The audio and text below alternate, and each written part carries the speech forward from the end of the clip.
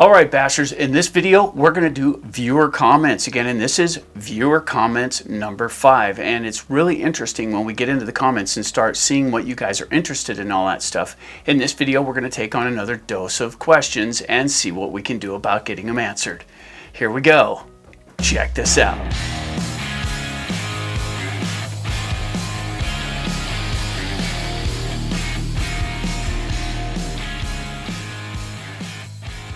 All right, so let's get right to it. Here's question number 1. I have always put grease in the rear differentials with the thinking that power will go to the rear first, the path of least resistance, and thicker oil in the front differential. I would love to hear your opinion on this. Okay, so for question number 1, that's an interesting one. And this one came from the video Differentials 101. And the thing about that is it has to do with not just where you put your fluids, but the traction that you have as well. When the car accelerates, and let's see, do I have one here that I can show you on this? Here we go. So when the car accelerates, this weight is above ground level, so it inherently crouches. So when you accelerate, you ever notice how the front end lifts just a little bit? This is normal when you have good traction. The problem is that extra weight to the rear gives more traction to the back, and it will make it least resistance to the front. If you've got 3 differentials, that makes a big difference in that. So the thinking if you're sitting in neutral area, that makes sense to where you do it that way. However, when you put it in the back here, what it does is when you thicken the fluid, it makes these drive more evenly, okay? It doesn't have anything to do with how you transition the power from front to back. That's a center differential issue. In the back, that means these will not freewheel as easily. Now, the thing about that is, if you put thicker fluid in the back, you're going to be a lot more squirrely because it'll break both tires loose because it tries to drive them evenly. And when you turn a corner, the outer wheel will turn farther than the inner wheel if you have a loose differential, which will maintain traction. Thicker fluid in the back makes it squirrely. Thicker fluid in the front, however, when these are both turning together like this, it pulls evenly and it helps you corner. So generally, if you're in a situation where you need good control in corners, thicker in the front, thinner in the back. Now, as far as wheel spin and stuff goes, the middle differential, if this had one, it would be the middle differential that decides where the power goes. Now, when this crouches like this and it's accelerating, there's less pressure on the front tires and it will bleed off power. The fronts will spin. So when you really get on it with a big battery, you'll notice how the front tires will overspin. That's having light fluid in the center differential. So you can put a little thicker fluid in the center differential and it will put less power to the front because the resistance of the oil will send more to the rear. However, if you're running on, say, a monster truck, that will create wheelies. So when you get good traction in the back, thick fluid in the center, it doesn't matter what's in the front, the weight will transfer and it will inherently try to lift the front end of the car because it's continuing to drive more power to the rear. There's a couple of things that go with that. However, if you do that, you're going to get more amp draw because instead of bleeding off power to the front, which keeps the amp draw down, it's going to put more to the back where the resistance is higher and it's going to draw more amps, causing heat. So mind your temperatures if you thicken up your fluids. That makes a big difference. Question 2 isn't really much of a question. This one is more of a comment, and it is, the running footage is always awesome. Then again, the informative stuff you give is amazing as well. I guess a combination of both is perfect. Now, in question number 2, we asked the community what they thought about how we were doing the videos, and we do listen, we do take into account what the viewers want. But at the same time, we really build these videos for us. So I want to build stuff that I'm proud of and wouldn't mind watching again. So that's kind of my perspective on it. Tina has her take on it. Rob, when he's around, he makes his opinions known too. But at the first part of it is we make these videos for us. So at first, we like to have music in our running footage. Okay, that was fine. We asked the community. The community said, hey, we want to hear the cars run. So we turned the music down. Well, then it came to a point where not everybody likes the kind of music we like, and it kind of alienated a bunch of people. So we dropped the music altogether for the unboxing and the reviews. we will still do running footage with music because at the end of the day, we build the videos and we dig that. So if you like our music, that'll work for you. Still, at the same time, we really are here to help the community. So it's really nice when people give the comments that we're doing a good job and they like the mix that we have. We do really, we try really hard to get a professional look here and make this something that you can actually learn from. So thank you very much for the comment. Number 3, this one is also a comment, and it says, I really enjoy listening to these Q&A vids. I learned something that will help me while wrenching. Keep them coming, AJ. Good job, bro. So for number 3, this one's a comment as well, and I gotta say, it really makes us feel accomplished here when the community appreciates what we're doing. We can try to guess what to put on the channel because that's what's interesting to us. But when we get information from the community about what's happening, what's hot, what they need to know, we really dig into that and try to help the best we can. That's something we really enjoy doing. And the fact that we are being helpful is awesome. Thank you for the comment. My friend got one and broke his A-arm on the first one. Then the steering servo on the second run is currently waiting for parts. You know, that's kind of a sticky thing when you mention it like that because, and I appreciate the comment. So what it comes down to is there's a couple things. We run that very same car super hard. We don't hold back, we let it fly. And I don't know what the experience level is of your friend or whatever, but some of these cars require an experienced touch to keep them out of danger. And that's a real thing for durability. If you get out of pocket or you don't back out at the right time or you come down under throttle, all of these things can shatter a really tough car. So it's understandable when you break stuff. If you tear up an A-arm, you generally hit something, landed really hard on it or something of those lines. Still, at the same time, when you impact that front A-arm, it affects the steering servo. So if you have a stock steering servo or one that's a little under power or your bell crank set is a little bit tight and it transfers too much energy into the servo, that will destroy the servo. And most of the time, not always, I mean, these things just happen and perhaps that's what happened to your friend. But at the same time, if you don't drive correctly in your situation, you're gonna buy parts. And for me, that's awesome because when you get into that situation, that lets me get on the bench and wrench on them, which is something I really enjoy doing. Thanks for the comment. Run out of the box shouldn't mean even with faults. If it has minor manufacturing issues, then they should be corrected. If it has a loose wheel nut, are you saying you wouldn't tighten them up before the first run? You know, this question has come up before and we've kind of addressed it, but you have to watch all the videos to catch that. So let me answer that right here. The way I look at it, and the way we kind of agree on that around here, but the way I look at it personally is I bought this gift for a nephew. Okay, so I buy this car for a nephew and I give it to him. Okay, he unwraps it, he takes it out. He's never done this before, so he's going to get what he gets and he's going to take it out and he's going to run it. He's going to put the battery on charger. If he even looks at the manual, he'll put the battery in it, he'll turn the radio on and it'll make noise and he'll go right out and use it. Okay, just because we're deeper in the hobby and we know what to look for and know what to check, every time you get one out of the box and wrench on it before you even use it, it skews the greater amount of people that don't know what they're doing, that are going to get it out of the box and they are going to run it the way it comes.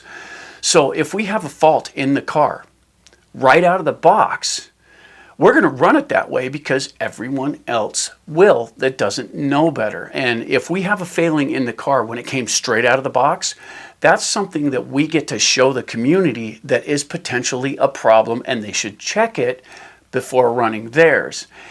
Running it out of the box means, here it comes, even with faults, we run it anyway so you can see what comes in the box. Thanks for the comment. Okay, so here's the next one. I don't know about you, but while I got everything out and replacing a crucial part like the diff, would it not make sense to have checked the diff fluid? I was a little conflicted on that. ARMA has a bad reputation for not filling as should. Plus, most of us go with heavier fluids. There is a little misnomer about that as far as the fluids go. Yes, if you're trying to control your vehicle by setting specific fluids, that's fine. But back in the day when they started coming out with these, they weren't sealed, and all you did was put a little lube in there to keep things from drying out, and they ran just fine.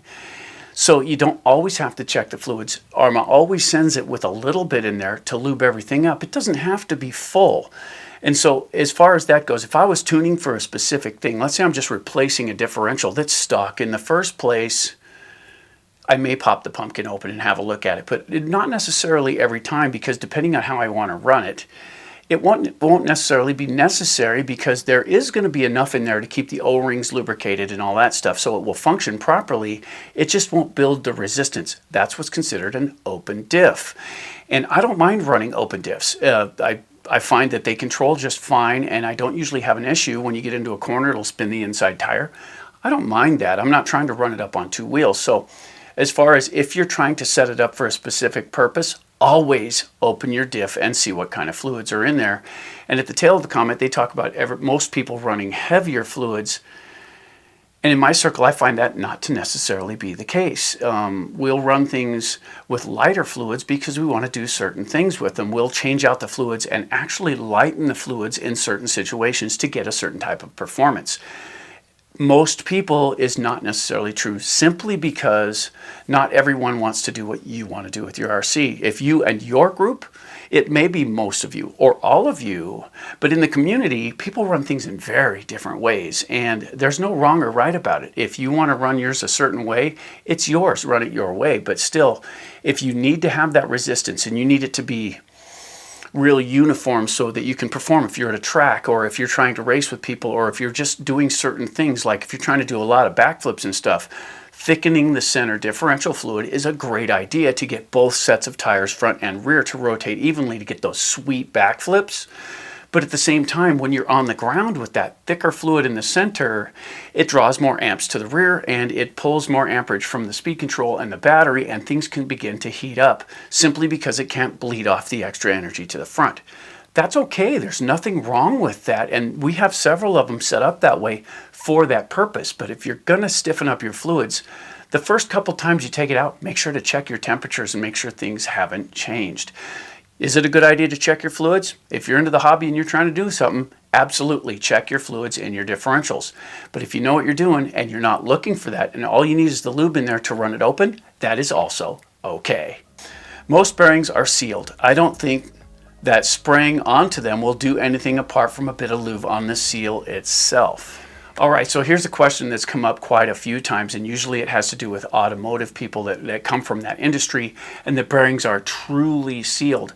A lot of the bearings that come here are they just have a dust cover on them, and it's not really a seal. Some of them are sealed, but look at it this way.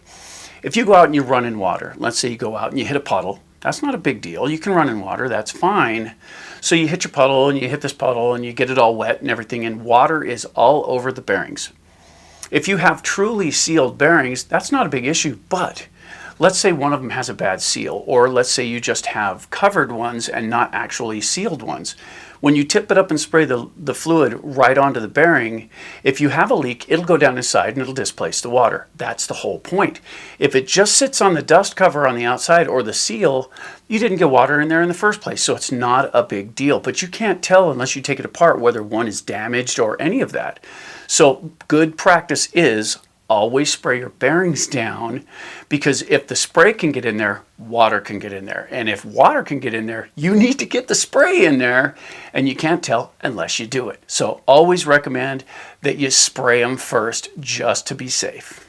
Okay, thank you for all the tips and tricks, AJ. Keep doing what you do and how you do it, brother. Don't let anyone tell you otherwise. You're doing it right.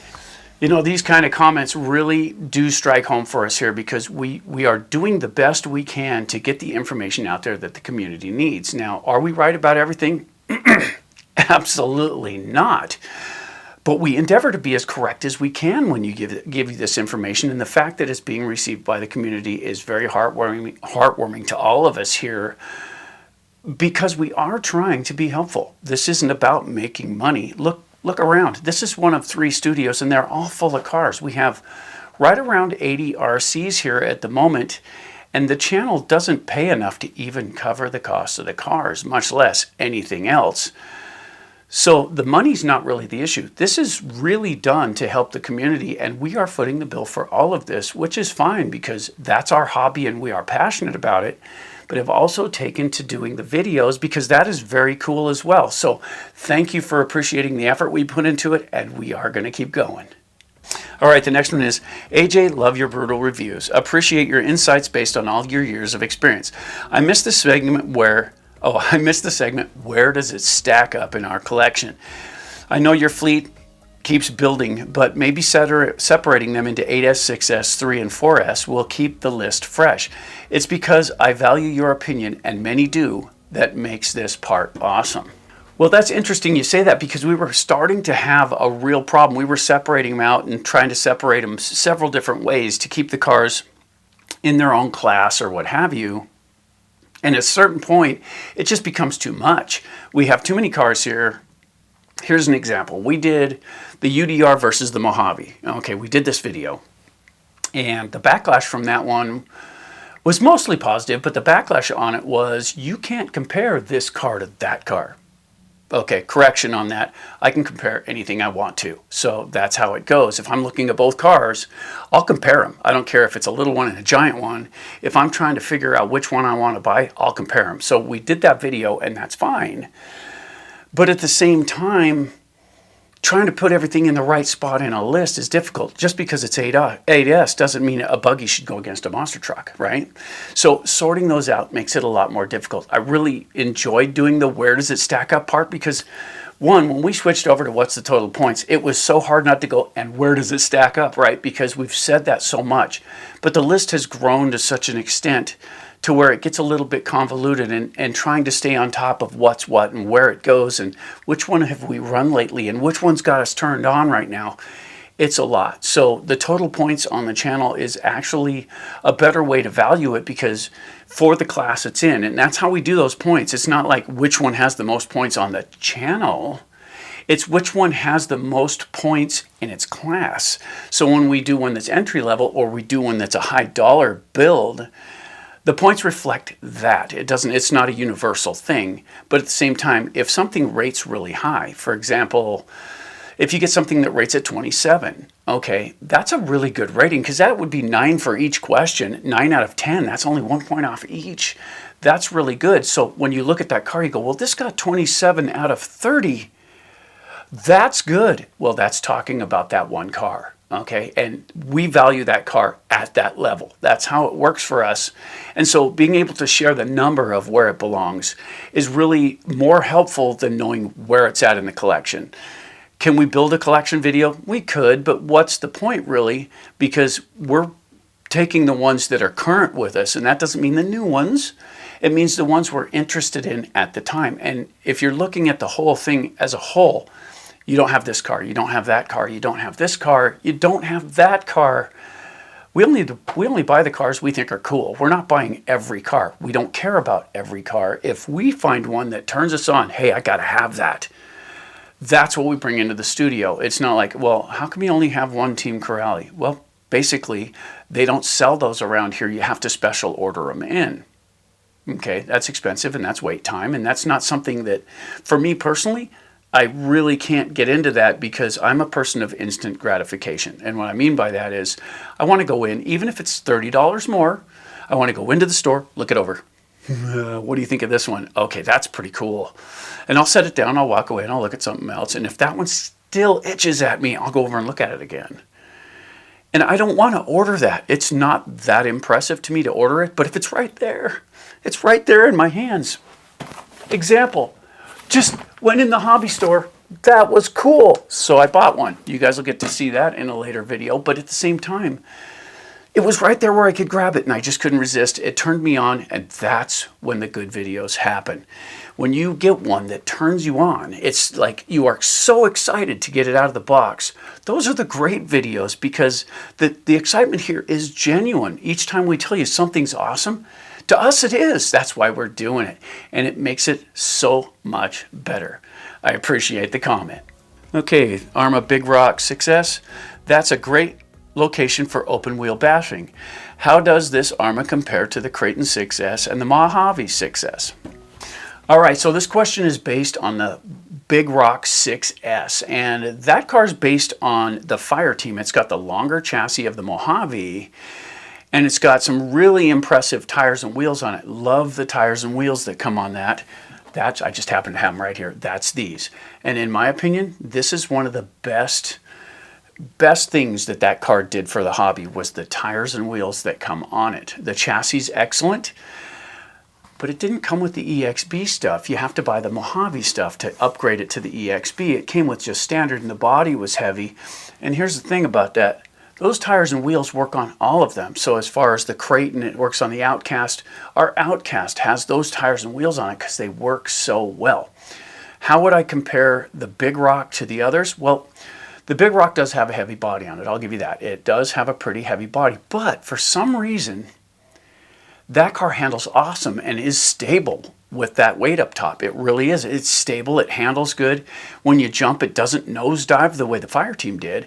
It doesn't nosedive every time you hit the ramp if you're going to hit one. It runs pretty flat and nice. So it's planted. It runs good. It's got the long wheelbase, which makes it stable. The Creighton 6S has a medium length wheelbase to it. So it's shorter, which gets those stunts up. It gets a little more up in the air. It feels... Once you've run a bigger one, they feel a little less substantial with the shorter chassis. And beyond that, even the Outcast is a shorter yet chassis for doing stunts. It makes the backflips bigger, more expensive. They really spin fast because the wheelbase is small. The shorter the wheelbase, the easier the rotation. The longer the wheelbase, the slower the rotation for the amount of torque that's given to it. The Big Rock has a long wheelbase, so out of the box, trying to get a backflip, you have to commit. You just do, because there's so much weight there and it's so long, it rotates slow. And if you miss, that body is a pretty heavy body and you can cause some problems with it. Still, let's talk about the Mojave, which has the same length chassis as that one. And what it comes down to is that one's got small tires and wheels on it, and it's got a rounded body on it, so it wants to stay on its wheels. Even when you roll it, the body's shaped in such a way that most of the time it lands on its wheels. And it's geared up, so it's really fast, and those tires don't grow all that much, so it's really controllable. The Mojave is really high on our list here as far as some of our favorite bashing. The Mojave fits right in there. If I took the three cars and said which one's which, the Mojave would be number one out of the three. It would. I would probably put the Creighton, the normal Creighton, so we could go with the BLX or the EXB, in third place.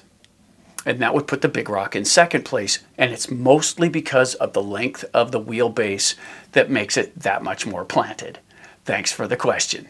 All right, so this one came up again, so we're going to ask this one. You keep saying we. Who is we? Okay. All right, so this one pops up every now and then, and we do say we here a lot because we here at the channel, I am not here alone. I have people that help me, if it be Tina, be Robert, we have people come and go all the time, and we talk to people outside the channel as well to get their opinions on how things work. It's kind of a group effort as far as getting the information together for you. I present it all the time because I'm the one that's going to be on camera. Every now and then you see Tina, but she doesn't necessarily want to be in front of the camera. That's not her place. She doesn't want to do that. I would happily bring her right in next to me and have her stand here too. But her part in the hobby is more as a driver. She enjoys helping get this stuff all set up so you guys can get the information you need, and she doesn't mind doing all that stuff. She even helps work with the editing at times. But what it comes down to mostly is I'm the one in front of this. I do all the wrenching because the rest of the guys, they don't live right here and they're not here all the time. So when we go out and we play with these guys and we do this and we talk to these guys and all that stuff, it's not something I'm just going to tell you. It isn't. There's more than just me here. There's more than just me and Tina here. But who they are really isn't anybody's business. They're part of this, and we say we because it's more than me and it's we, and that's just how it is. All right, and finally, here's this one, and I brought this one in myself, so not cool. I like the Fire Team. It is something that looks different than the usual pickup truck. Leave the Fire Team alone. Why not just buy a Big Rock and make it your Frankenstein pickup? You just put the Fire Team to extinction. All right, well, I'm honored. I really am. If my opinion can literally shut down a whole line of RCs, I got a lot of power, or at least I would think so. But that's not the case. The fire team is cool in its own way. It's not for me. And I made that perfectly clear in all of the videos about that yes, it's a cool RC, but it's not for me. And what's cool about the hobby here is you can take any number of stuff and jam it together and make whatever you want to, and it's cool. You might not like it, but that's your opinion. I like it. And we took that Frankenstein truck, like you say, and we built something else out of it after that, which is also very cool. Now, the thing about that is you can do whatever you want with your RC, and I'm glad you like the fire team. It is a cool little car. It's just not for me. That's what that is. And I share who I am. I share what I enjoy. That's the whole point here. So I'm glad you like the fire team, and there is no chance that I put it to extinction. It's not a thing. There's no way somebody else out there is watching my videos and saying, oh, that guy doesn't like it, stop making those. Now, I'm honored you think I have that kind of power, but believe me, I don't. All right, so there you go. That's the questions and answers for that. I hope they were helpful. I know I kind of got out there a little bit on a couple of them, but at the same time, you wanted the knowledge, and I was happy to share. If you guys have anything you'd like to add or ask any other questions, please feel free to get down in the comments and help others along the way. For AJ Jam Studios, I'm AJ saying, keep asking those questions.